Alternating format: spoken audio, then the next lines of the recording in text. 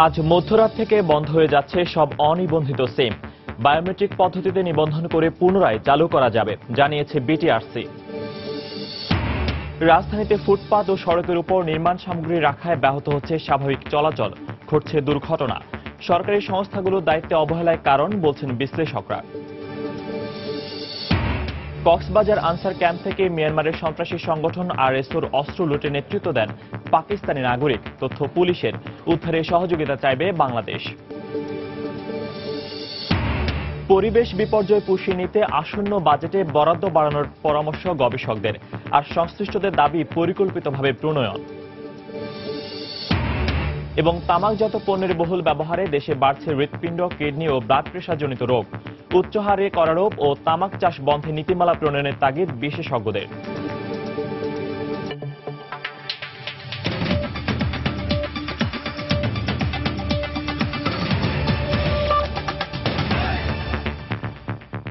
সময় সংবাদের সঙ্গে আছি আমি ফয়সাল মোর্শেদ। আজ রাত 12টার মধ্যে বায়োমেট্রিক পদ্ধতিতে নিবন্ধন করা না হলে 0 আওয়ারেই বন্ধ হয়ে যাবে সব অনিবন্ধিত সিম। অনিবন্ধিত সিম নিষ্ক্রিয় করতে ইতোমধ্যে কারিগরি প্রস্তুতি সম্পন্ন করেছে সংশ্লিষ্ট অপারেটরগুলো। এদিকে মন্ত্রণালয় জানিয়েছে, সচল থাকা 13 কোটি 20 লাখ সিমের মধ্যে শনিবার পর্যন্ত নিবন্ধিত হয়েছে 10 কোটি 9 লাখ সিম কার্ড। গ্রাহক চাইলে বন্ধ হওয়া অনিবন্ধিত সংযোগ বায়োমেট্রিক পদ্ধতিতে পুনরায় নিবন্ধন করে চালু করতে পারবে বলে এক নির্দেশনায় জানিয়েছে বিটিআরসি। এদিকে আজ শেষ দিনে সকাল থেকে মোবাইল ফোন কোম্পানিগুলোর বিভিন্ন সেন্টারে ভিড় করছেন সাধারণ মানুষ। প্রথম দফায় বায়োমেট্রিক পদ্ধতিতে সিম নিবন্ধনের সময়সীমা ছিল গত 30 এপ্রিল পর্যন্ত, কিন্তু আরও কয়েক কোটির মতো সিম ও রিম কার্ড নিবন্ধন না হওয়ায় নিবন্ধনের সময়সীমা আরও 1 মাস বাড়ায় মন্ত্রণালয়। বায়োমেট্রিক পদ্ধতিতে সিম রেজিস্ট্রেশনের শেষ দিন আজ। দর্শক, এই মুহূর্তে রাজধানীর ফার্মগেট এলাকায় আছেন রিপোর্টার তানিন মেহেদি। শেষ দিনের অবস্থা জানতে সরাসরি চলে আছি তার কাছে। তানিন।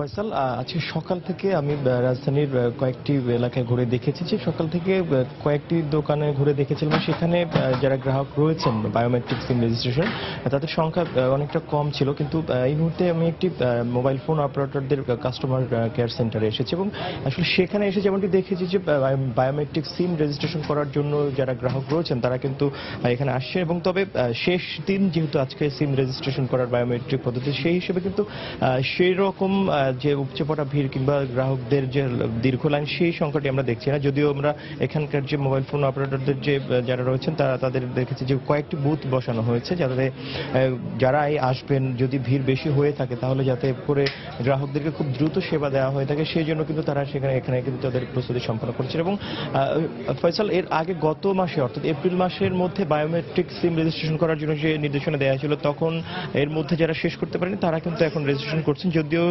এপ্রিল মাসের শেষ দিকে যখন গ্রাহকদের সিম রেজিস্ট্রেশন করার একটি হিড়িক পড়ে গিয়েছিল, তখন আমরা দেখেছিলাম যে বেশ কয়েকটি মোবাইল ফোন অপারেটরদের ওয়েবসাইটে বেশি সমস্যা হয়ে যাওয়াতে অনেকে রেজিস্ট্রেশন করতে পারেনি। তবে আজকে শেষ দিনে কিন্তু এখন পর্যন্ত কারিগরি সে ধরনের কোনো ত্রুটি কিংবা বাড়তি চাপ আমরা এখন পর্যন্ত লক্ষ্য করিনি। যদিও আজকে সকাল থেকেই বিভিন্ন ফোন অপারেটরদের যে সিম রেজিস্ট্রেশন করার জন্য যে বুথ রয়েছে কিংবা কাস্টমার কেয়ার সেন্টার রয়েছে, সেসব জায়গাগুলোতে গ্রাহকরা আসছেন। এর পরবর্তীতে বাড়তি চাপ আসলে হলে পরে কারিগরি ত্রুটি কতটুকু হতে পারে কিংবা সুষ্ঠুভাবে রেজিস্ট্রেশন করতে পারে কিনা, সেই বিষয়টি কিন্তু দেখা যাবে। যদিও এখন পর্যন্ত আমরা গ্রাহকদের কাছ থেকে এই ধরনের অভিযোগ এখনো পাইনি, যেহেতু শেষ দিনে কিন্তু একটু বাড়তি চাপ পড়ে যায় কাস্টমার কেয়ার সেন্টার কিংবা বায়োমেট্রিক সিম রেজিস্ট্রেশন করার জন্য যে নির্দিষ্ট বুথ রয়েছে সেই বুথগুলোতে। এখন পর্যন্ত কিন্তু সে ধরনের কোনো সমস্যা আমরা দেখতে পাইনি। আর গ্রাহকদের মধ্যে আমরা দেখেছি যে শেষ মুহূর্তে যে সিম রেজিস্ট্রেশন করার জন্য যে তারা শেষ মুহূর্তে যাতে সিম রেজিস্ট্রেশনটি করার মাধ্যমে তারা তাদের যে পুরনো সিমটি রয়েছে, পুরনো নাম্বারটি রয়েছে, সেটি যাতে তারা সচল রাখতে পারেন, সেই ব্যাপারে কিন্তু আমরা দেখেছি যে তারা অনেকে সচেতন, যাতে 1 মাস সময় বাড়ানোর কারণে যে সময়টা তারা হাতে পেয়েছেন, সেই সময়টাকে কিন্তু তারা আজকে কাজে লাগাতে চাচ্ছেন। যদিও এখনো যারা কাস্টমার কেয়ার সেন্টার রয়েছে কিংবা মোবাইল ফোন অপারেটরদের যে সব বুথগুলো রয়েছে বায়োমেট্রিক সিম রেজিস্ট্রেশনের, এখানে যারা কর্তব্যরত রয়েছেন তারা বলছেন যারা এখনো পর্যন্ত সিম রেজিস্ট্রেশন করেনি তারা যাতে দ্রুত তাদের সিম রেজিস্ট্রেশন করার জন্য নির্দিষ্ট সেন্টার এবং পয়েন্টগুলোতে যাতে চলে আসে সেই জন্য আসলে তারা গ্রাহকদের কাছে অনুরোধ জানিয়েছেন। তো আসলে সকাল থেকে আমরা যেমনটি বলছিলাম যে বেশি ভিড় কিন্তু এখন তো চোখে পড়ে, হয়তো বেলা বাড়ার সঙ্গে সঙ্গে নির্দিষ্ট বুথ রয়েছে বায়োমেট্রিক সিম রেজিস্ট্রেশন, সেখানে হয়তোবা গ্রাহকদের ভিড় আরো কিছুটা বেড়ে যেতে পারে। তো ফয়সাল, এখনকার মতো এই ছিল আমার কাছে থাকা সবশেষ খবর। ফয়সাল। দর্শক, বায়োমেট্রিক পদ্ধতিতে সিম রেজিস্ট্রেশনের শেষ দিন আজ, আর তাই শেষ মুহূর্তে রেজিস্ট্রেশন করছেন গ্রাহকরা। সে ব্যাপারে বিস্তারিত জানাতে ফার্মগেট থেকে আমাদের সাথে সরাসরি যোগ দিয়েছিলেন রিপোর্টার তানির মেহেদি। যাচ্ছি পরের সংবাদে। রাজধানীর 95% ভবন নির্মাতায় তাদের নির্মাণ সামগ্রী রাখেন সড়ক কিংবা ফুটপাতের উপর। এতে মানুষের স্বাভাবিক চলাচল যেমন ব্যাহত হচ্ছে, তেমনি ঘটছে দুর্ঘটনা। বেসরকারি একটি সংস্থা জরিপে উঠে এসেছে এমন তথ্য। বিশ্লেষকদের মতে সরকারি সংস্থাগুলোর দায়িত্বে অবহেলা, স্বচ্ছতা আর সদিচ্ছার অভাবে এ ধরনের চিত্র অপরিবর্তিতই থেকে যাচ্ছে। বিষয়টি স্বীকার করে রাজুক বলছে নজরদারি বাড়াবেন তারা। সোহেল কুরেশের ক্যামেরায় বিস্তারিত জানাচ্ছেন জুনায়েদ আল হাবিব। ফুটপাত দখল করে সড়কের প্রায় অর্ধেকে নির্মাণ সামগ্রী রেখে নগরবাসীর চলাচলের পথ দখল করে রেখেছে ভবন নির্মাতারা। এতে যেমন ব্যাহত হচ্ছে মানুষের স্বাভাবিক চলাচল, তেমনই বাড়ছে দুর্ঘটনার ঝুঁকি। একটা বিল্ডিং 3-4 বছর কাজ হচ্ছে, 3-4 বছরই নির্মাণ সামগ্রী ফালা রাখা হচ্ছে, যেভাবে পাচ্ছে এভাবে দখল করে নিচ্ছে। এখন এখানে বলার কেউ নাই। দিক দিয়ে হাঁটাচলা করতে সমস্যা হয়, রডেটাতে গুদা টুদা খায়, পায়েটায় ব্যথা লাগে। নির্মাণ সামগ্রী রাখতে হবে ভবন মালিকের নিজস্ব জায়গায়। ভবন নির্মাণ বিধিমালা তথা বিল্ডিং কোড 2008-এ এরকম স্পষ্ট বলা থাকলেও তোয়াক্কা নেই কারো। আর এই আইন ভঙ্গ করা হচ্ছে দিনে দুপুরে, এমনকি আইন শৃঙ্খলা রক্ষাকারী বাহিনীর চোখের সামনেই। সবাইকে আমরা বলি প্রপার ওয়েতে, আমাদের যে প্রসিডিউর আছে বলি যে আপনারা এটা সরাই নেবেন, না হলে যদি জনগণের চলাচলে বিঘ্ন হয়, কেউ যদি হয়, তাহলে আমরা আইনগত ব্যবস্থা নেব। বিশ্লেষকরা বলছেন কর্তৃপক্ষের দায়িত্বে অবহেলা আর জবাবদিহিতার অভাবেই বছরের পর বছর এই অবস্থার কোনো উন্নতি হচ্ছে না। দায়িত্ব যাদের, তাদের লোকরা যেন সহায়তা না করে, পুলিশ অনেক সময় এর সাথে সম্মিলিত হয়। এই জিনিসগুলো কর্তৃপক্ষের দায়িত্ব হবে অনুসন্ধান করা, কেন পারে না, তাদের লোক থাকতে হবে, তারা তদারকি করবে কোথায় কখন দখল হচ্ছে। এ বিষয়ে আইন থাকলেও বাস্তবায়ন কেন নেই এমন প্রশ্নের জবাবে রাজুক চেয়ারম্যান আশ্বাস দিলেন নজরদারি বাড়ানোর। ফুটপাতে বা রাস্তায় কোনোভাবে নির্মাণ সামগ্রী রাখতে পারবে না, আমরা নোটিশও দিই, আমরা সেভাবে ইন্সপেক্টরদের সেভাবে আমরা ইনস্ট্রাকশন দিচ্ছি। বিশ্লেষকদের মতে হকার আর ভবন নির্মাতাদের দখলের কারণে শহরের প্রায় 90% ফুটপাতই এখন চলাচল অনুপযোগী। জুনায়েদ আল হাবিব, সময় সংবাদ, ঢাকা। মিয়ানমার ভিত্তিক সন্ত্রাসী সংগঠন রোহিঙ্গা সলিডারিটি অর্গানাইজেশন আরএসও নিজেদের অস্ত্রের মজুদ বাড়াতে কক্সবাজারের আনসার ক্যাম্প থেকে বিপুল পরিমাণ অস্ত্র ও গুলি লুট করে নিয়ে যায়। আর এই আক্রমণে নেতৃত্ব দিয়েছেন আরএসও নেতা উর্দুভাষী এক পাকিস্তানি নাগরিক। এমনকি লুণ্ঠিত অস্ত্র কয়েক ঘন্টার মধ্যে সীমান্ত পাড়ি দিয়ে নিয়ে যাওয়া হয়েছে মিয়ানমারের গোপন আস্তানায়। চট্টগ্রাম পুলিশ বলছে অনুসন্ধানে চাঞ্চল্যকর এসব তথ্য নিশ্চিত হওয়ার পর সন্ত্রাসীদের গ্রেফতার এবং অস্ত্র উদ্ধারের ব্যবস্থা নিতে মিয়ানমারের সহযোগিতা চাইতে যাচ্ছে বাংলাদেশ। বিস্তারিত জানাচ্ছেন কমল দে। গত 12ই মে গভীর রাতে কক্সবাজার জেলার টেকনাফ রোহিঙ্গা শরণার্থী শিবিরে আনসার ক্যাম্পে হামলা চালিয়ে ক্যাম্প কমান্ডারকে হত্যা এবং অস্ত্র ও গুলি লুটের ঘটনায় আলোড়ন সৃষ্টি হয় দেশ জুড়ে। শুরু হয় পুলিশ সহ আইন শৃঙ্খলা রক্ষাকারী বাহিনীর অস্ত্র উদ্ধারের অভিযান এবং ঘটনার অনুসন্ধান। কিন্তু এখন পর্যন্ত কোনো অস্ত্র উদ্ধার না হলেও পাওয়া গেছে ঘটনার নানা চাঞ্চল্যকর তথ্য। মূল পরিকল্পনা যে করেছে সে মিয়ানমারে আছে, সে পাকিস্তানি নাগরিক। বিশেষ অভিযানের জন্য অস্ত্র সহ 5 জন ওখান থেকে আসে। আর স্থানীয় যে শরণার্থী ক্যাম্প আছে সেখানকার কিছু লোক এবং কিছু বাঙালি। পুলিশের অনুসন্ধানে বের হয়ে এসেছে হামলার জন্য সন্ত্রাসীরা বেছে নেয় মধ্যরাতকে, কারণ তখন সাগরে জোয়ার থাকায় তাদের ব্যবহৃত নৌকাটি একদম ক্যাম্পের পাশে নিয়ে রাখা হয়েছিল। হামলা শেষে ভোর 4টার মধ্যে তারা ওই নৌকাযোগে পুনরায় মিয়ানমারে পৌঁছে লুণ্ঠিত অস্ত্র নিজেদের গোপন আস্তানায় রেখে আসে। চাপ দিয়ে বা অন্য কোনোভাবে এটা উদ্ধার করা সম্ভব কিনা, যদি সম্ভব না হয় তাহলে আমরা সীমান্তরক্ষী বাহিনী আছে ওদের সাথে আমাদের সীমান্তরক্ষী বাহিনী কথা বলে তাদের ওখানে গ্রেপ্তার করা এবং অস্ত্র উদ্ধারের পরবর্তী যে পদক্ষেপ সেটা নেওয়া হবে। বাংলাদেশ মিয়ানমার দুর্গম সীমান্তে আরএসওর তৎপরতা নতুন কিছু নয়, কিন্তু এবার নতুন আঙ্গিকে এবং নতুনভাবে অভিযুক্ত হলো আরএসও। মিয়ানমারের সাথে আমাদের একটা ভুল বোঝাবুঝি সৃষ্টি করার অবকাশ সৃষ্টি করবে আরএসও যদি এই ধরনের প্রচেষ্টা গ্রহণ করে, সেটাই আমাদের জন্য আমাদের জন্য পারস্পরিক দ্বিপাক্ষিক সম্পর্কের উপর হুমকি সৃষ্টি করবে। এই ঘটনায় গ্রেপ্তার করা হয়েছে নুরুল আফসার নামে একজনকে, যার কাছে পাওয়া গেছে হামলার শিকার আনসার সদস্যদের ব্যবহৃত মোবাইল ফোন। এছাড়া সন্দেহভাজন আরো 3 রোহিঙ্গা সন্ত্রাসীকে আটক করে জিজ্ঞাসাবাদ করছে বলে নিশ্চিত করেছে পুলিশের ঊর্ধ্বতন কর্মকর্তারা। কমল দে, সময় সংবাদ, চট্টগ্রাম। বাংলাদেশ ব্যাংকের রিজার্ভ থেকে অর্থ চুরির ঘটনায় গঠিত তদন্ত কমিটি চূড়ান্ত প্রতিবেদন জমা দিয়েছে সোমবার দুপুরে। অর্থমন্ত্রী আবুল মাল আব্দুল মুহিতের কাছে প্রতিবেদন জমা দেন তদন্ত কমিটির প্রধান ডক্টর মোহাম্মদ ফরাসউদ্দিন। কেন্দ্রীয় ব্যাংকের সাবেক এই গভর্নর এর আগে কেবলমাত্র সুইফটকে এর জন্য দায়ী বলে মন্তব্য করলেও এবার বললেন বাংলাদেশ ব্যাংকও এর দায় এড়াতে পারে না। আর অর্থমন্ত্রী বলছেন আগামী 15 থেকে 20 দিনের মধ্যে এটি জনসমক্ষে প্রকাশ করা হবে। গত 5 ফেব্রুয়ারি যুক্তরাষ্ট্রের federal reserve bank of new ইয়র্কে রক্ষিত বাংলাদেশ ব্যাংকের বৈদেশিক মুদ্রার রিজার্ভ থেকে প্রায় 800 কোটি টাকা চুরি হয়। বিষয়টি বিদেশি গণমাধ্যমে প্রকাশিত হওয়ার প্রায় 1 মাস পর 7 মার্চ বাংলাদেশ ব্যাংকের পক্ষ থেকে অর্থ চুরির ঘটনাটি সত্য বলে স্বীকার করা হলে দেশে বিদেশে সমালোচনার ঝড় ওঠে।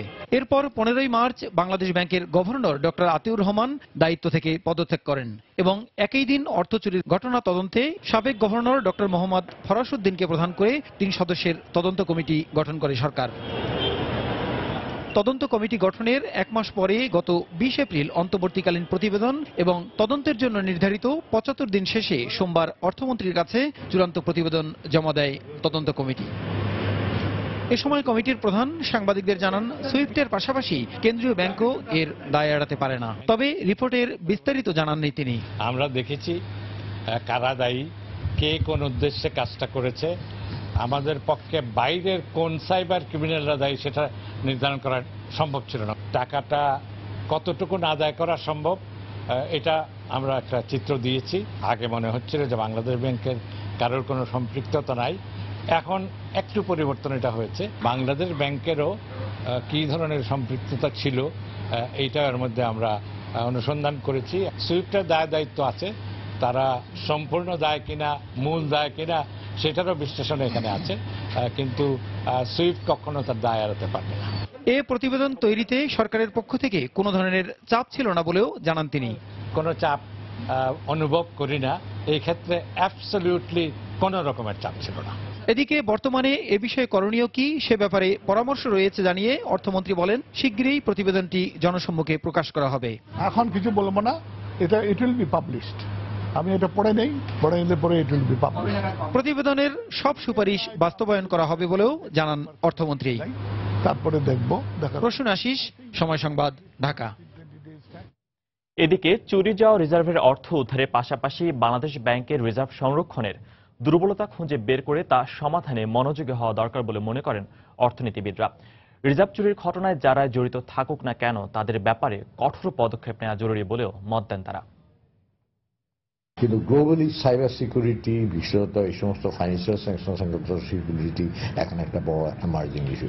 আমাদের করণীয় কাজ হচ্ছে আমরা যে সমস্ত জায়গায় আমাদের গাফলতি ছিল, প্রায়োরিটি হওয়া উচিত, আমাদের সে সমস্ত জায়গাগুলি ইমিডিয়েট অ্যাকশন নেওয়া উচিত।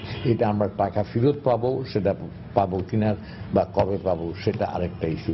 যে তথ্য প্রাথমিকভাবে পেয়েছি তার ভিত্তিতে কিছু অনুমানের ভিত্তিতে আমরা বলতে পারি, তবে যদি উইলফুল ডিফল্ট থাকে আমার মনে হয় তাদের বিরুদ্ধে অ্যাকশন নেওয়া অত্যন্ত জরুরি। দিস এ গ্রেট কনসার্ন এবং এটাগুলো বাইর করা লাগবে, এটা বাইর করতে হবে। ভিতরে যদি আরও কেউ থাকে সেগুলো বাইর করতে হবে, সেটা অবশ্যই সেন্ট্রাল ব্যাংক করা লাগবে। সেই সাইবার সিকিউরিটি অ্যান্ড সেফটিকে মেনটেন করার জন্য আপনার ইনিশিয়ালি যেটা দরকার, দ্যাট ইজ ইম্পর্টেন্ট, দ্যাট আপনাকে এটার ইভ্যালুয়েশন করতে হবে, অ্যাসেসমেন্ট করতে হবে।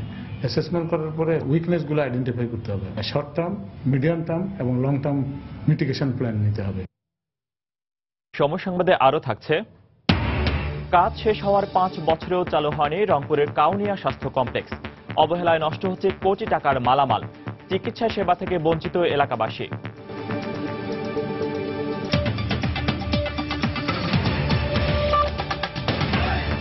বাংলাদেশে নিত্য প্রয়োজনীয় দ্রব্যের তুলনায় সিগারেট ও তামাকজাত পণ্যের দাম অনেক কম।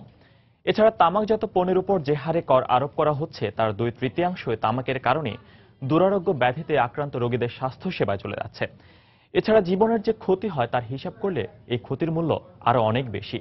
বিশেষজ্ঞরা বলছেন, উন্নত বিশ্বের মতো উচ্চ হারে কর আরোপ এবং তামাক চাষ বন্ধে দ্রুত নীতিমালা প্রণয়ন না করা গেলে এই ক্ষতি যুগের পূর্বক বহন করতে হবে দেশকে। সেলিয়া সুলতানার রিপোর্ট।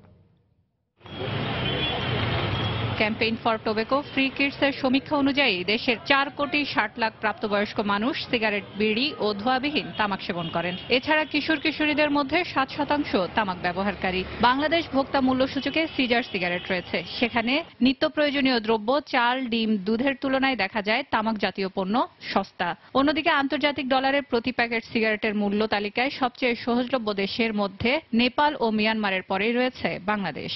এছাড়া বিড়ির ট্যারিফ ভ্যালু 2008-09 থেকে 2013-14 অর্থ বছরের সরকার ঘোষিত এসআরও অনুযায়ী 2013-14 সাল ছাড়া প্রতি বছরই নির্দিষ্ট পরিমাণ বিড়ি পেতে সেবনকারীকে আগের বছরের তুলনায় কম শতাংশ পরিমাণ আয় খরচ করতে হয়েছে। তাই তামাকজাত পণ্য ব্যবহারকারীর সংখ্যা কমিয়ে আনতে এর উপর 70% হারে বাজেটে কর আরোপ করার পরামর্শ তামাক বিরোধী সংগঠনগুলোর। 75% তামাক পণ্যের মোড়কে এই সচিত্র স্বাস্থ্য সতর্কবাণীটা এখনো বাস্তবায়ন হয়নি।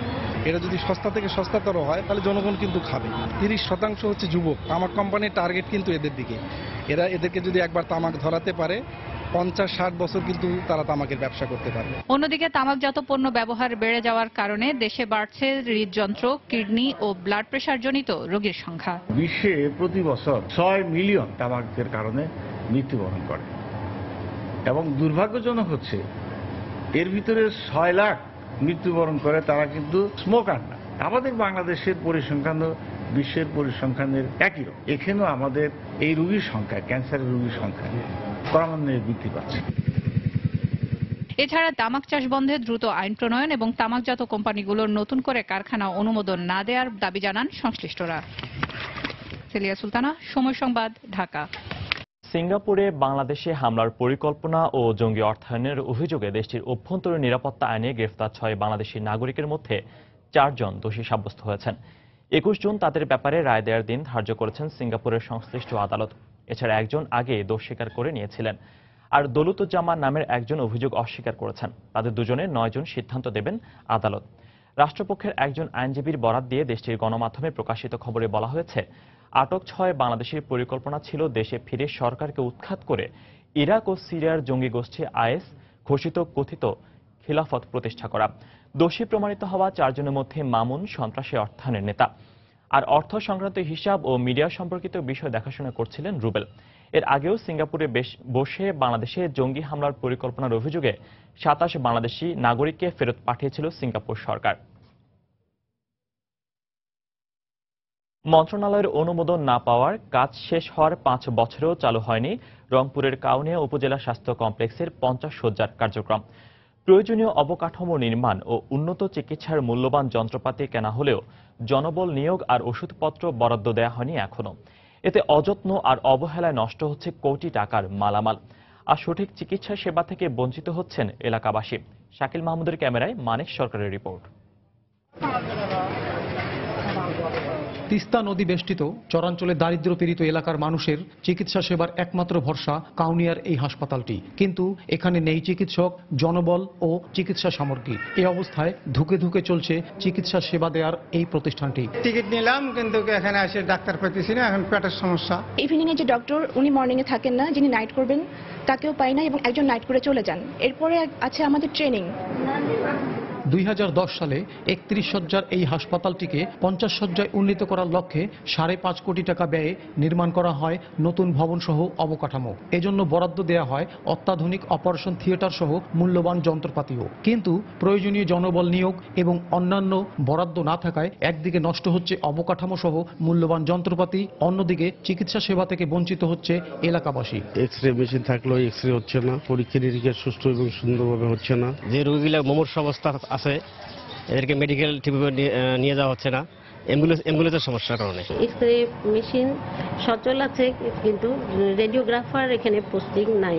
সার্জারি কনসালটেন্ট আছেন, গাইনি কনসালটেন্টও আছেন, কিন্তু অ্যানেস্থেসিয়ার ডাক্তার নেই। জেলার সিভিল সার্জন জানান, বেশ কয়েকবার মন্ত্রণালয়ে চিঠি দিয়েও সমস্যার সমাধান হচ্ছে না। কয়েকটা মন্ত্রণালয় ইনভলভমেন্টের ব্যাপার আছে। এই জিনিসগুলা আস্তে আস্তে হবে, একটু সময় হয়তো লাগবে আর কি। 31 শয্যার এই হাসপাতালটিতে প্রতিদিন গড়ে 50 থেকে 60 জন রোগীকে চিকিৎসা দেওয়া হয়। মানিক সরকার, সময় সংবাদ, রংপুর।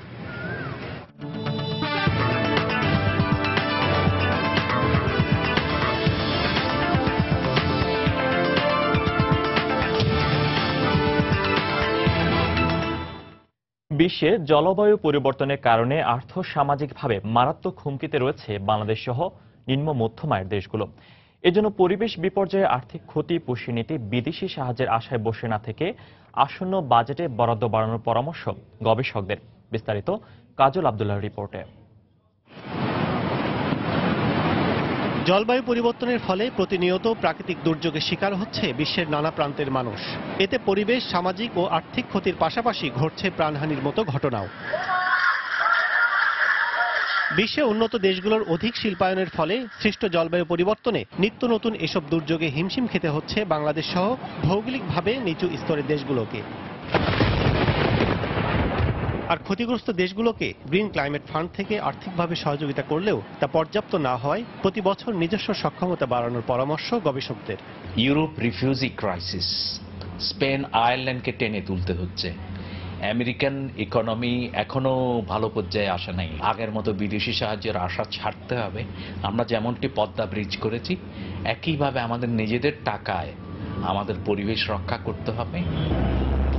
এদিকে 2050 সাল নাগাদ শহরমুখী মানুষের সংখ্যা হবে প্রায় 66%।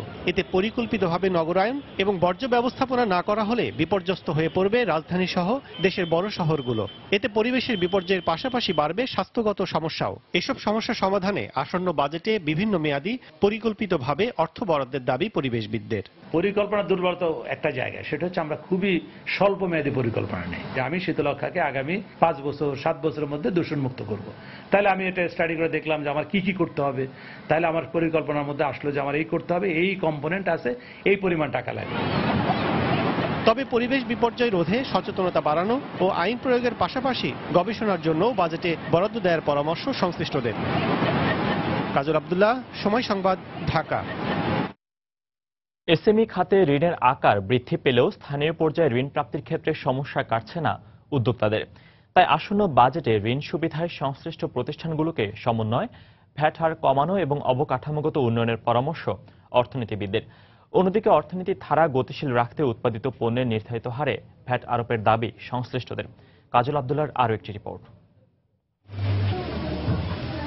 দেশের মোট কর্মসংস্থানের 85%-ই যোগান দিচ্ছে ক্ষুদ্র ও মাঝারি শিল্প বা এসএমই খাত। রপ্তানি প্রবৃদ্ধি, পণ্যের বৈচিত্র্যকরণ, কর্মসংস্থান সৃষ্টি, দারিদ্র্য বিমোচন সহ আর্থসামাজিক অগ্রগতিতে গুরুত্বপূর্ণ অবদান রাখছে এ খাত। তবে জাতীয় পর্যায়ে এসএমই খাতের উদ্যোক্তাদের মাঝে ঋণ প্রদানের পরিমাণ বৃদ্ধি পেলেও তা স্থানীয় পর্যায়ে অনেকটাই বাধাগ্রস্ত।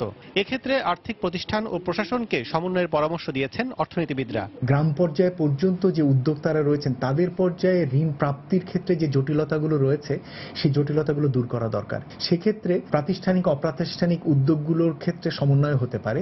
ব্যাংকগুলোর সাথে এনজিও উদ্যোগ মিলে যাতে এই ধরনের ঋণের বরাদ্দের ক্ষেত্রে যদি তাদের অংশগ্রহণ করানো যায় তাহলে তাদের ঋণ প্রাপ্তির সুযোগ বাড়বে। আসন্ন বাজেটে নতুন ভ্যাট আইন বাস্তবায়ন করা হলে সবচেয়ে ক্ষতিগ্রস্ত হবে এসএমই উদ্যোক্তারা। এর ফলে জনজীবনে দেখা দিবে নেতিবাচক প্রভাব। ভ্যাট বাড়ানোর ফলে আমাদের এসএমই খাত ক্ষতিগ্রস্ত হবে। ভ্যাটের ডিস্ট্রিবিউশনটাতে কিন্তু একটা বড় লোকের কাছেও যা পড়বে, গরিব লোকের কাছেও যা পড়বে। একটা গরিব লোক কাপড় কিনতে যেই ভ্যাট দেবে, একটা বড় লোকও সেই পরিমাণ ভ্যাট দেবে। তো সুতরাং এটা খুব আনইকুয়াল এবং ইনজাস্টিস।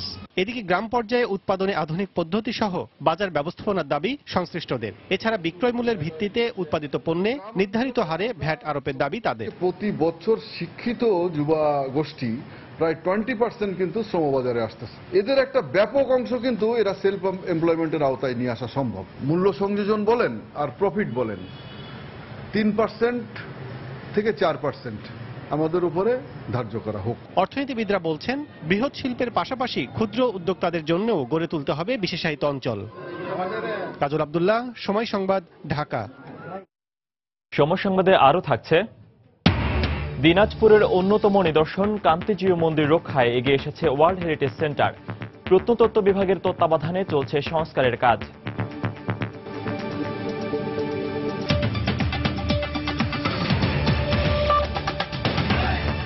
প্রচার প্রচারণা আর জনসংযোগে জমে উঠেছে বগুড়া সদর, শাহজাহানপুর ও সোনাতলা উপজেলার ইউনিয়ন পরিষদ নির্বাচন।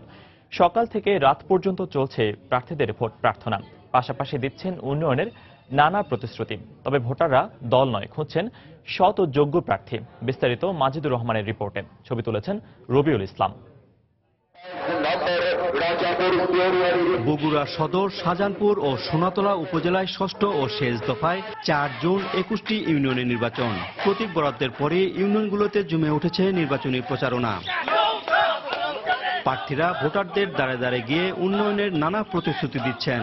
এক্ষেত্রে আওয়ামী লীগের প্রার্থীরা দলীয় সরকারকে কাজে লাগিয়ে উন্নয়নের আশ্বাস দিচ্ছেন, আর বিএনপি প্রার্থীর দাবি সুষ্ঠু নির্বাচনের। ডিজিটাল বাংলাদেশের অগ্রযাত্রাকে এগিয়ে নেওয়ার জন্য সরকারের যে পদক্ষেপ, সেই পদক্ষেপের সাথে একত্রতা ঘোষণা করে সরকারের প্রায়োরিটিমূলক যে কর্মকাণ্ডগুলো আছে সেগুলো এগিয়ে নিয়ে যাওয়ার জন্য চেষ্টা করব। শতকরা 80% ভোট আমি পাবো এই জায়গাতে, সুষ্ঠু ভোট হয়। আর সুষ্ঠু ভোট না হলে তো আর কায়ে দলীয় হুমকি দিয়ে দিচ্ছে এবং মার্কা লাগাবার দিচ্ছে না। দলীয় প্রতীক দেখে নয়, ভোটাররা খুঁজছেন সুখে দুঃখে তাদের কাছে থাকবেন এবং এলাকার উন্নয়ন করবেন এমন প্রার্থী। এখানে যোগ্য যিনি হবেন আমরা তাকে ভোট দেব। যে এলাকার উন্নয়ন করবে, গরিব দুঃখীদের অসহায় অনেক সময় সাহায্য করবে, তেমন লোককে সফল করতে চাই। আর উপজেলা নির্বাহী কর্মকর্তা জানালেন, নির্বাচন সুষ্ঠু ও নিরপেক্ষ করতে সব প্রস্তুতি নেওয়া হয়েছে। নির্বাচন পূর্ব যে প্রস্তুতি সেগুলো আমরা সম্পন্ন করেছি। আমাদের ভিজিলেন্স টিম কাজ করছে, আমাদের নির্বাহী ম্যাজিস্ট্রেট মাঠে আছে, উনি আচরণ বিধিমালা দেখছে। আমরা আশা করছি যে 4 তারিখের যে নির্বাচন, সেই নির্বাচনে আমরা একটা অবাধ, সুষ্ঠু এবং নিরপেক্ষ নির্বাচন উপহার দিতে পারব। বগুড়া সদর উপজেলার 11টি, শাহজাহানপুরের 9টি এবং সোনাতলার 1টি ইউনিয়নে মোট 80 জন চেয়ারম্যান, 227 জন সংরক্ষিত নারী সদস্য ও 686 জন সাধারণ সদস্য পদে প্রতিদ্বন্দ্বিতা করছেন। মাজিদুর রহমান, সময় সংবাদ, বগুড়া। নারায়ণগঞ্জে নজরুল নামে একজন গণপিটুনিতে নিহত হয়েছেন। গত রাতে জেলার 2500-এ এই ঘটনা ঘটে। নিহত নজরুল হত্যাসহ 9 মামলার আসামি এবং তালিকাভুক্ত সন্ত্রাসী বলে জানিয়েছে পুলিশ। স্থানীয়রা জানায়, গত রাত 8:30টায় 2500 থানার গোপালদি বাজারের কলাগিছা এলাকায় নজরুল ও তার সঙ্গীরা বৈঠক করছিল। এ সময় এলাকাবাসী তাদের ঘিরে ফেলে হামলা চালায়। এতে অন্যান্যরা পালিয়ে গেলেও নজরুল গণপিটুনিতে নিহত হয়। পরে খবর পেয়ে পুলিশ এসে পরিস্থিতি নিয়ন্ত্রণে আনে। নিহত নজরুলের বিরুদ্ধে নরসিংদী থানায় হত্যা, চাঁদাবাজি সহ 6টি ও 2500 থানায় হত্যাসহ আরও 3টি মামলা রয়েছে বলে জানিয়েছে পুলিশ।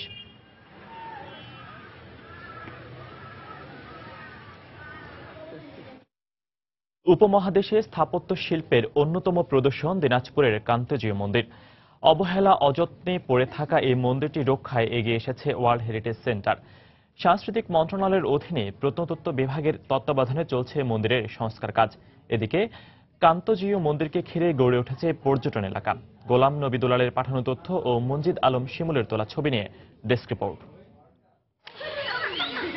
দিনাজপুরের কাহারোল উপজেলার সুন্দরপুর ইউনিয়নে ঢেপা নদীর তীরে অবস্থিত টেরাকোটার অলঙ্করণে নন্দিত এই কান্তজিউ মন্দির 1722 খ্রিস্টাব্দে মহারাজা প্রাণনাথ রায় মন্দিরের নির্মাণ কাজ শুরু করেন। আর মহারাজার মৃত্যুর পর তার পুত্র রাজা রামনাথ 1752 সালে এর নির্মাণ কাজ শেষ করেন। রামায়ণ, মহাভারত সহ পুরাণে বর্ণিত বিচিত্র কাহিনী অতি সুন্দর ও ধারাবাহিকভাবে মন্দিরের দেয়ালে তুলে ধরা হয়েছে।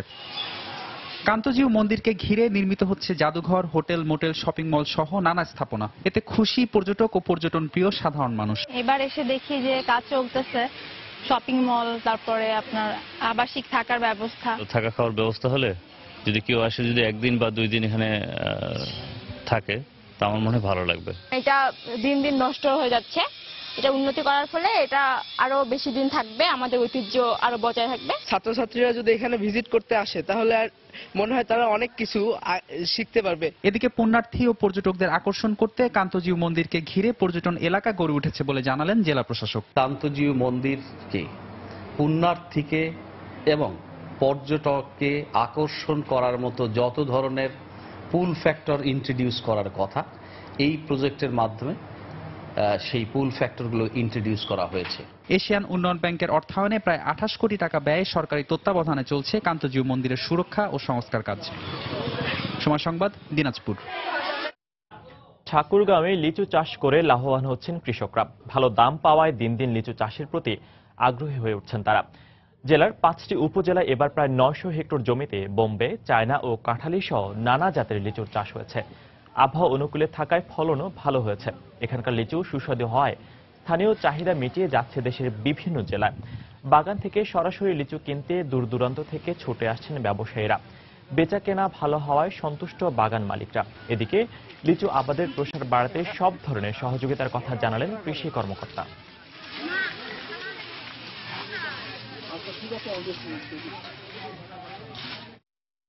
কীটনাশক আমরা দিই না, মানে এমনি সাদা পানি দিয়ে ব্যবহার করি।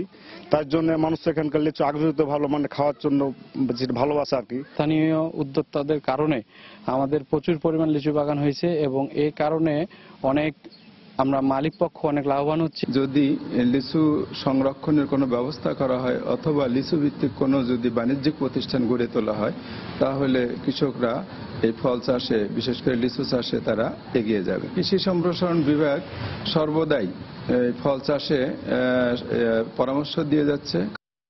দেশের বাইরের খবর।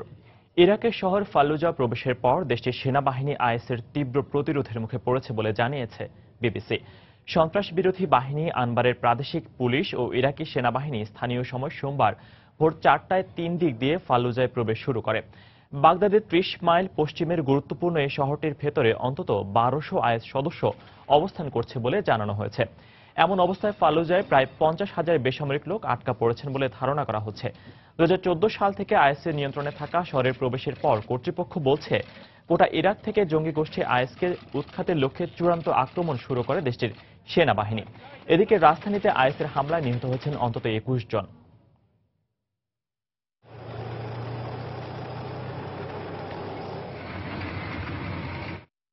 গেল 10 দিনে ভারতে অন্তত 6 আফ্রিকান নাগরিককে নির্যাতনের ঘটনায় নিরাপত্তাহীনতায় ভুগছেন সেখানকার বসবাসকারী আফ্রিকান নাগরিকরা। উদ্বেগ জানিয়েছেন খোদ ভারতের রাষ্ট্রপতি প্রণব মুখার্জি। তবে এসব ঘটনায় বর্ণবাদের অভিযোগ উঠলেও এ ধরনের হামলাকে বর্ণবিদ্বেষী বলে মনে করছে না দেশটির স্বরাষ্ট্র মন্ত্রণালয়। গেল 20 মে দিল্লিতে অটোরিকশা ভাড়া করার সময় বৎসার এক পর্যায়ে দুষ্কৃতিকারীদের হামলায় নিহত হন কঙ্গোর এক নাগরিক। এই ঘটনার পরপরই বেশ কয়েকজন আফ্রিকানদের উপর হামলার ঘটনা সামনে এসেছে। গেল বৃহস্পতিবার দিল্লির মোহরুলিতে 3টি পৃথক ঘটনায় আহত হন 6 আফ্রিকান নাগরিক। এদের মধ্যে একজন খ্রিস্টান ধর্মযাজককে রাতে বাড়ি ফেরার পথে দুর্বৃত্তরা ক্রিকেট ব্যাট নিয়ে হামলা করে বলে অভিযোগ উঠেছে। এসব ঘটনায় আফ্রিকার দেশগুলি কূটনৈতিক চাপ বাড়ালেও পরিস্থিতির পরিবর্তন না হওয়ায় উদ্বেগ কাটেনি ভারতে বসবাসকারী আফ্রিকানদের। আমরা খুবই শঙ্কার মধ্যে আছি। যে কোনো সময় হামলার শিকার হতে পারে আমাদের যে কেউ। গেল 10 দিনে ভারতে অন্তত 6 আফ্রিকান শিক্ষার্থীকে নির্যাতনের খবরে বর্ণবাদের অভিযোগ উঠলেও এসব হামলাকে বর্ণবিদ্বেষী বলে মনে করছে না দেশটির স্বরাষ্ট্র মন্ত্রণালয়। বর্ণবাদ নিয়ে অনেকেই কথা বলছেন, তবে এখনো এমন কোনো ঘটনা ঘটেনি। আমাদের দেশে এটা অস্বাভাবিক। তবুও এই ধরনের ঘটনার কোনো সম্পৃক্ততা খুঁজে পাওয়া গেলে কঠোর পদক্ষেপ নেওয়া হবে। আফ্রিকান নাগরিকদের উপর হামলার ঘটনায় উদ্বেগ জানিয়েছেন রাষ্ট্রপতি প্রণব মুখার্জিও। সোমবার রাজধানীতে আয়োজিত এক অনুষ্ঠানে আফ্রিকানদের নিরাপত্তার বিষয়টি নিশ্চিত করার আহ্বান জানান তিনি। ভারতকে স্বচ্ছ করতে মহাত্মা গান্ধীকে উপহার দিয়েছিল আফ্রিকা। তবে কেন তাদের উপর অত্যাচার আমরা সহ্য করব? সরকার তাদের নিরাপত্তায় যথাযথ পদক্ষেপ গ্রহণ করলে আমরা খুশি হব। আফ্রিকাবাসীদের উপর সাম্প্রতিক হামলা ঘটনাকে ঘিরে অসহিষ্ণুতা বিতর্ক ফের মাথাচাড়া দিতে পারে বলে মনে করছে নরেন্দ্র মোদী সরকারের শীর্ষ নেতৃত্ব। সরকারের উচ্চ পর্যায়ের নির্দেশে তৎপর হয়েছে দিল্লির পুলিশ। এসব ঘটনায় জড়িত সন্দেহে গ্রেফতার করা হয়েছে 4 জনকে, আটক হয়েছে আরো 4 জন। আফ্রিকার 54টি দেশে বিশাল বাজার রয়েছে ভারতের, তাই বিদেশ নীতির ক্ষেত্রে আফ্রিকাকে বিশেষ গুরুত্ব দেয় ভারত। কিন্তু দিল্লিতে আফ্রিকাবাসীদের উপর হামলা কূটনৈতিক সমস্যা বাড়াতে পারে বলে মনে করছেন বিশ্লেষকরা। জাহিদুর রহমান, সময় সংবাদ। খেলার খবর। ভারতীয় ঘরোয়া ক্রিকেটের জনপ্রিয় আসর আইপিএল অভিযান শেষে দেশে ফিরেছেন বাংলাদেশের pace bowling sensation Mustafizur Rahman. দীর্ঘ 55 দিন পর দেশে ফিরলেন সাতক্ষীরার এই ক্রিকেটার। তবে এখনই ঘরে ফিরতে পারছেন না মুস্তাফিজ। বিসিবিতে সম্পূর্ণ শারীরিক পরীক্ষার পরই ফিরতে পারবেন মায়ের কোলে। বিধ্বংসী কাটার ও অসাধারণ স্লোয়ার দিয়ে কুপঘাত করেছেন সময়ের সেরা ব্যাটসম্যানদের। প্রথমবার আইপিএল এ অংশ নিয়ে বাংলাদেশের মুস্তাফিজুর রহমান হয়ে গেছেন ক্রিকেট বিশ্বের দ্য ফিজ। আন্তর্জাতিক ম্যাচ খেলার স্বল্প অভিজ্ঞতা ও ভাষাগত জটিলতা নিয়েই অংশ হয়েছিলেন সানরাইজার্স হায়দ্রাবাদের। অধিনায়ক ওয়ার্নার ও কোচ টম মুডি ঠিকই বিনয়ী মুস্তাফিজের মাঝে দেখে নিয়েছিলেন অসাধারণ ফিজকে। তাই তো অভিজ্ঞ ট্রেন্ট বোল্টের বদলে অরেঞ্জ আর্মির সেরা একাদশে জায়গা হয়েছিল মুস্তাফিজের। এর পরের ইতিহাসটা সবার জানা। ডেথ ওভারের সবচেয়ে কিপটে বোলার মুস্তাফিজ প্রথম বিদেশি খেলোয়াড় হিসেবে জিতে নেন আইপিএল এর সেরা উদীয়মান ক্রিকেটারের পুরস্কার। অভিজ্ঞতার ঝুলি হয়েছে সমৃদ্ধ, পরিণত হয়েছেন ক্রিকেট বোদ্ধাদের গবেষণার প্রিয় বিষয়। কিন্তু মাঠের বাইরে মুস্তাফিজ যেন এখনো সেই লাজুক তরুণ। তাই তো আইপিএল এর অভিজ্ঞতার জবাবটা এলো ঠিক এভাবেই। খাস লাইফের আইপিএল শুরুটাও ভালো হচ্ছে, শেষও ভালো হচ্ছে, আপনাদের দোয়ায়, দেশবাসীর দোয়ায়। ভাষাগত সমস্যাকে বিপাকে ফেলেছিল মুস্তাফিজকে, জবাবটা বেশ নাটকীয় ভাবেই দিলেন তিনি। আমি তো ইংলিশ খুব বেশি ভালো পারি না, অল্প ক্রিকেটের ভাষায় কিছু পারি।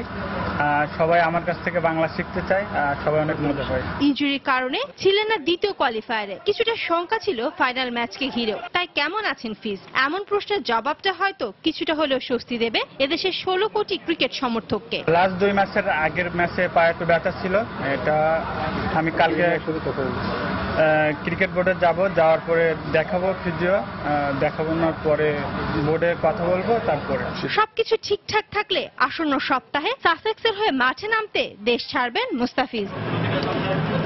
শায়লা পারভিন, সময় সংবাদ, ঢাকা। বৈচিত্র্যময় বোলিংয়ে আইপিএলে নিজের প্রথম আসরেই করেছেন বাজিমাত। আইপিএলের পারফরমেন্সের পর বাংলাদেশ জাতীয় দলের অধিনায়ক, বোর্ড প্রধান থেকে শুরু করে সাবেক ক্রিকেটারও এখন মুখর মুস্তাফিজ বন্ধনায়। সাতক্ষীরার এই পেসারকে বিশ্বের সেরা উদীয়মান ক্রিকেটার হিসেবে মনে করেন বিসিবি সভাপতি নাজমুল হাসান।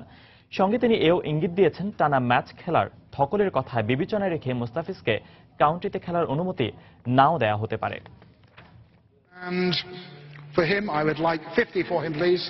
আন্তর্জাতিক ক্রিকেটে অভিষেকের পর থেকেই জন্ম দিয়েছেন একের পর এক বিস্ময়ের। আইপিএলের নিলামে মুস্তাফিজকে নিয়ে কারাকারি হওয়াটাও ছিল তাই স্বাভাবিক। তবে অনেক টানাটানির পর নিলামে বেঙ্গালুরুকে হারিয়ে মুস্তাফিজকে ডেরায় ভেড়ায় হায়দ্রাবাদ। ফাইনালে সেই দলকে হারিয়েই প্রথম শিরোপা স্বাদ পায় সানরাইজার্স। আন্তর্জাতিক ক্রিকেট মাতানো মুস্তাফিজ আইপিএলে নিজের প্রতিভার জানান দেন প্রথম থেকেই। তাই পারফরম্যান্সের উজ্জ্বল্য ছড়িয়ে হায়দ্রাবাদের হয়ে নিয়মিত খেলেছেন, যে কারণে ট্রেন্ট বোল্টের মতো বোলার ছিলেন সাইড বেঞ্চে। কারণ দ্য ফিজ হায়দ্রাবাদের কঠিন সময়ে অধিনায়ক ওয়ার্নারকে আস্থার প্রতিদান দিয়েছেন বারবার। স্লোয়ার আর কাটারকে নিয়ে গেছেন শিল্পের পর্যায়ে। বৈচিত্র্যময় বোলিংয়ে মুগ্ধ করেছেন লক্ষ কোটি ক্রিকেট ভক্তদের। আসরে 16 ম্যাচে 17 উইকেট শিকার করে হয়েছেন আইপিএলের সেরা উদীয়মান ক্রিকেটার। মুস্তাফিজের এমন পারফরম্যান্স অবাক নন জাতীয় দলের অধিনায়ক মাশরাফি। আর সাতক্ষীরা সাইনাইটকে শুধু আইপিএল এর না, বিশ্বের সেরা উদীয়মান ক্রিকেটার মানছেন বিসিবি সভাপতি নাজমুল হাসান পাপন। ইন্টারন্যাশনাল ক্রিকেটে যে পারফর্ম করে গেছে তার কাছে আইপিএল হয়তো বা কিছুই না। নতুন করে তার সম্বন্ধে আর বলার কিছু নাই। সে আশা করি সে ফিট থাকবে এবং কন্টিনিউ করবে এবং বাংলাদেশ ক্রিকেটকে ইনশাল্লাহ লং টাইম সার্ভিস দিবে। আইপিএল এ না, আমি তো মনে করি পৃথিবীতেই ও সেরা উদীয়মান খেলোয়াড়। এখন আমার জানা মতে he is one of the best bowler. আইপিএলে ও ভালোই খেলেছে। সাকিব খুব ভালো পারফর্ম করেছে অ্যাজ এ অলরাউন্ডার, কিন্তু আমার কাছে মনে হয় যে মুস্তাফিজের যে পারফরমেন্সটা সুপার ফ্যান্টাস্টিক। তবে টানা ম্যাচ খেলায় কিছুটা হলেও ক্লান্ত মুস্তাফিজ। ইনজুরির কারণে মিস করেছেন হায়দ্রাবাদের একটি ম্যাচও। তাই বোর্ড সভাপতির ইঙ্গিত ইংলিশ কাউন্টিতে নাও দেখা যেতে পারে কাটার মাস্টারকে। তার উপর একটা প্রচন্ড ধকল গিয়েছে। ফার্স্ট আসার পরে প্রথম কাজটাই হবে ওর ফিজিক্যাল কন্ডিশনটা কি সেটা জানা। ও যদি বলে এখন আমার এক সপ্তাহ রেস্ট দরকার, তাহলে আমরা না করা উচিত হবে না। সো ওর সাথেও কথা বলা দরকার। এমন মানে সব ডিসিশন যেটাই না হোক এটা ওর স্বার্থেই যেন যায়। আইপিএল মাতিয়ে এবার ঘরোয়া ক্রিকেটে ফেরার পালা মুস্তাফিজের। কাউন্টিতে না গেলে ঢাকা প্রিমিয়ার লিগে মোহামেডানের হয়ে সুপার লিগে খেলার দারুণ সম্ভাবনা আছে বাংলাদেশের এই পেস বোলিং সেন্সেশনের। সাজিদ মুস্তাহিদ, সময় সংবাদ। কদিন ধরে কথা হচ্ছিল বিসিবি নির্বাচক প্যানেলে বাড়তে পারে সদস্য সংখ্যা। 3 সদস্য থেকে বেড়ে তা হতে পারে 7 জনে। এছাড়া প্রধান নির্বাচক ফারুক আহমেদ তার পদ থেকে সরে দাঁড়াবেন বলেও গুঞ্জন ওঠে। তবে সোমবার টেকনিক্যাল কমিটির সভা শেষে বিসিবি সভাপতি নাজমুল হাসান জানিয়েছেন, নির্বাচক প্যানেলে জাতীয় দলের কোচ সহ থাকবেন মোট 5 জন। বেসিক্যালি একটা হচ্ছে যে 3 জন সিলেক্টেড ছিল, ওনারা তো আছেনই, সাথে হয়তো আরেকজন বাড়বেন, এবং কোচকে অন্তর্ভুক্ত করা। এবং আমার সাথে ওনারা সকলেই একমত হয়েছেন, এটা নাকি আগে ওনাদের সময়ও ছিল যে কোচের অন্তর্ভুক্তি, কাজে এটা সকলে আমরা মনে করি এটা থাকা দরকার। একটা জিনিসই করা হয়েছে যে ফাইনাল লিস্টটা পাঠানোর আগে the coach and the selectors can sit together, একটা জায়গায় বসে যেন পাঠায়, যাতে পাঠানোর পরে এটা নিয়ে আর কোনো দ্বিমত না থাকে। মানে অনেক সময় চেঞ্জ করতে হয়, এসবের মধ্যে যাতে পড়তে না হয়। এ পর্যায়ে শীর্ষ সংবাদ জানিয়ে দিচ্ছি আরেকবার। সিঙ্গাপুরে জঙ্গি অর্থায়নে গ্রেফতার 6 বাংলাদেশের মধ্যে 4 জন দোষী সাব্যস্ত, 1 জনের অভিযোগ অস্বীকার।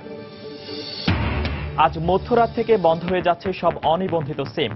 বায়োমেট্রিক পদ্ধতিতে নিবন্ধন করে পুনরায় চালু করা যাবে, জানিয়েছে বিটিআরসি। রাজধানীতে ফুটপাত ও সড়কের উপর নির্মাণ সামগ্রী রাখায় ব্যাহত হচ্ছে স্বাভাবিক চলাচল, ঘটছে দুর্ঘটনা। সরকারি সংস্থাগুলোর দায়িত্বে অবহেলার কারণ বলছেন বিশ্লেষকরা। কক্সবাজার আনসার ক্যাম্প থেকে মিয়ানমারের সন্ত্রাসী সংগঠন আরএসওর অস্ত্র লুটে নেতৃত্ব দেন পাকিস্তানি নাগরিক। তথ্য পুলিশের, উদ্ধারে সহযোগিতা চাইবে বাংলাদেশ। এবং তামাকজাত পণ্যের বহুল ব্যবহারে দেশে বাড়ছে হৃৎপিণ্ড, কিডনি ও ব্লাড প্রেশারজনিত রোগ। উচ্চ হারে করারোপ ও তামাক চাষ বন্ধে নীতিমালা প্রণয়নের তাগিদ বিশেষজ্ঞদের। এই ছিল এখনকার মতো। যে কোনো খবর পেতে ভিজিট করুন সময়নিউজ.tv। যে কোনো বাংলা লিংক, রবি ও সিটিসেল নম্বর থেকে সময় সংবাদের খবর, অনুষ্ঠান সম্পর্কে জানতে এবং যে কোনো তথ্য সময় সংবাদকে জানাতে ডায়াল করুন 16242 নম্বরে। এছাড়া এই মাত্র পাওয়া খবর মোবাইলে পেতে SMS করুন স্টার্ট স্পেস লিখে পাঠিয়ে দিন 16242 নম্বরে। সঙ্গে থাকুন সময়ের।